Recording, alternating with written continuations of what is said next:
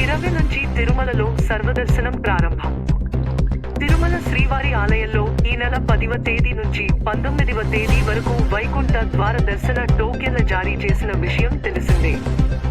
ఈ నేపథ్యంలో 20వ తేదీ నుంచి టీటీడీ సర్వదర్శనం భక్తులకు కల్పించనున్నట్లు టీటీడీ ఈవో శ్యామలరావు తెలిపారు. అధికారులతో సమీక్ష అనంతరం 20వ తేదీ నుంచి చేపట్టాల్సిన అంశాలపై చర్చించారు.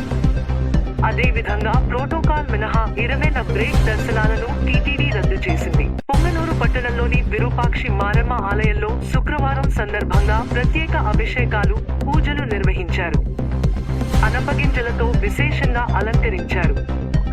విశేషాలంకారంలో ఉన్న అమ్మవారిని పెద్ద సంఖ్యలో భక్తులు దర్శించుకున్నారు. భక్తులు ఆలయ ఆవరణలో దీపాలు వెలిగించారు.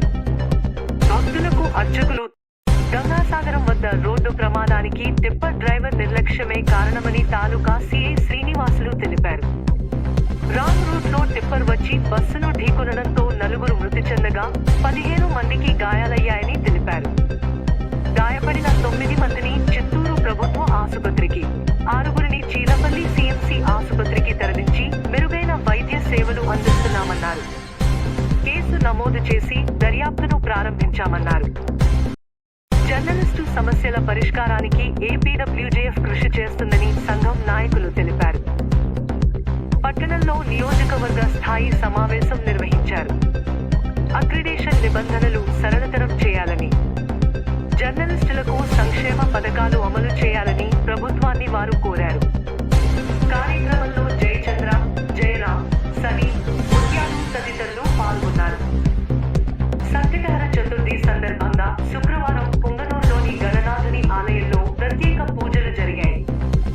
స్థానిక సంత గేటు వద్ద ఉన్న శ్రీ కుబేర గణపతి ఆలయంలో స్వామివారికి అర్చకులు గంధం, విభూతులతో పాటు ఫల పంచామృతలతో అభిషేకించి వివిధ పుష్పాలతో ప్రత్యేకంగా అలంకరించారు.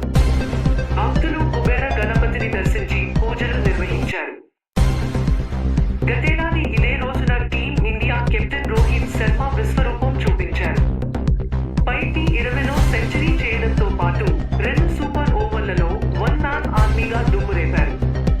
తొలుత భారత్ 212/4 రన్స్ చేయగా ఆఫ్ఘాన్ సైతం సేమ్ స్కోర్ చేయడంతో మ్యాచ్ టై అయింది. తొలి సూపర్ ఓవర్లో ఆఫ్ఘాన్ 16, భారత్ 16 రన్స్ చేసింది. రెండో సూపర్ ఓవర్లో భారత్ 11 పరుగులు చేయగా ఆఫ్ఘాన్ 1 రన్ మాత్రమే చేసి ఓటమి పాలైంది.